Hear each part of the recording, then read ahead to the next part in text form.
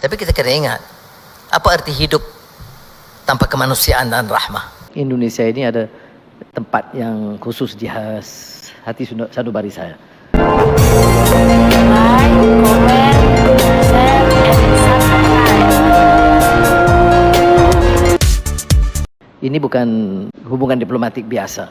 Saya agak sentimental sedikit dan Bapak Presiden tahu bahwa Indonesia ini ada tempat yang khusus di hati sanubari saya. Kunjungan kenegaraan Perdana Menteri Malaysia, Datuk Seri Anwar Ibrahim, dalam rangka kunjungan perdananya setelah beliau menjabat kembali sebagai Perdana Menteri, Indonesia dipilih sebagai negara yang dikunjungi pertama kali oleh beliau. Dalam kesempatan di forum, Leadership Forum, beliau, Datuk Anwar Ibrahim, menyampaikan berbagai hal tentang wawasan kenegaraan dan ASEAN. Yang sangat menarik di sini adalah pembicaraan tentang pendidikan. Sekali lagi saya ingin menyampaikan ucapan selamat atas pelantikan Pak Anwar sebagai Perdana Menteri ke-10 Malaysia. Saya yakin di bawah kepemimpinan Pak Anwar, kerjasama Indonesia dan Malaysia akan semakin kuat. Yang saya nak sebut di sini ialah the crave for knowledge and understanding is limitless only if you have acquire this sense of humility. And again, I reiterate, humility is endless.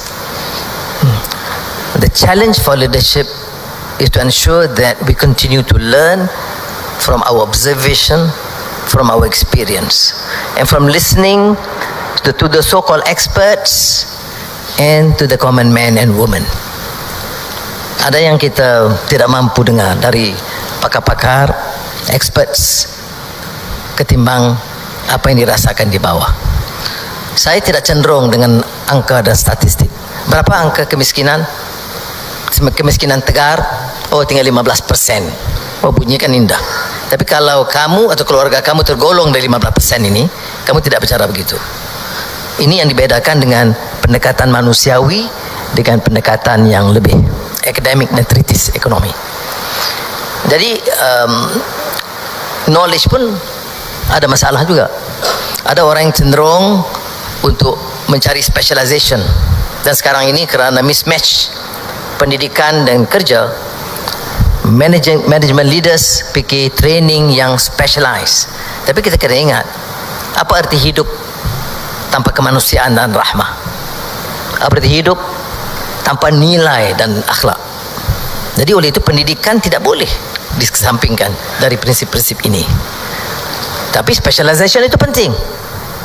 Digital ekonomi, digital technology, AI, itu bidang-bidang baru yang mesti dan wajib diterokai. Kalau ketinggalan, maka seluruh generasi akan ketinggalan. Malaysia kerana kecelaruan politik untuk beberapa tahun itu tidak berkesudahan, hal-hal ini tidak menjadi fokus. Jadi kita harus secara pantas dan cepat memacu pertumbuhan dan memperkenalkan perubahan-perubahan ini dalam kadar yang lebih pesat daripada yang biasa. Jika tidak, jauh ketinggalan lagi. Tapi semalam juga saya sebut bahaya over specialization dalam teknologi sekarang. Orang, anak-anak muda kurang membaca. Ini social media dan TikTok habit, ya. Nah, ada baiknya positif. Saya tidak mau mengambil sikap yang negatif sebab ini zaman berlalu, ya. Seperti juga lagu dan musik dan dia beredar mengikut zaman. Tetapi seorang pemikir Spanyol, Ortega y Gasset, dalam Rebellion de las Masas, Revolt of the Masses, menyebut suatu hal yang sangat pertinan bagi kita di kalangan pendidik dan pengurus dan pemimpin. Sementara kita harus asap supaya ada specialization, jangan sampai berlakunya atau terjadinya barbarism of specialization. Untuk meminjam ungkapan Ortega Gasset, maknanya you are so specialized, tetapi tak ada humanity, tak ada nilai. You are an expert dalam bidang, tetapi tidak melihat secara kulli, secara menyeluruh. Tidak menjadikan pendidikan itu seperti mana yang disebut dalam sabda Nabi Muhammad sallallahu alaihi wasallam, "Adabani Rabbi fa ahsana ta'dibi." Tidak mengangkat pendidikan, specialization, keterampilan itu sebagai adab.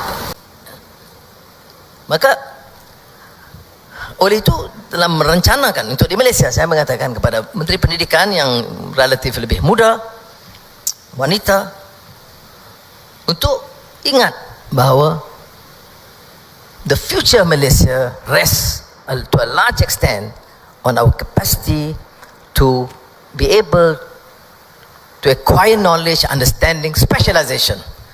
But it cannot be at the expense of humanity, compassion, and principles of justice. Ini theoretical treatise yang menarik, tetapi suka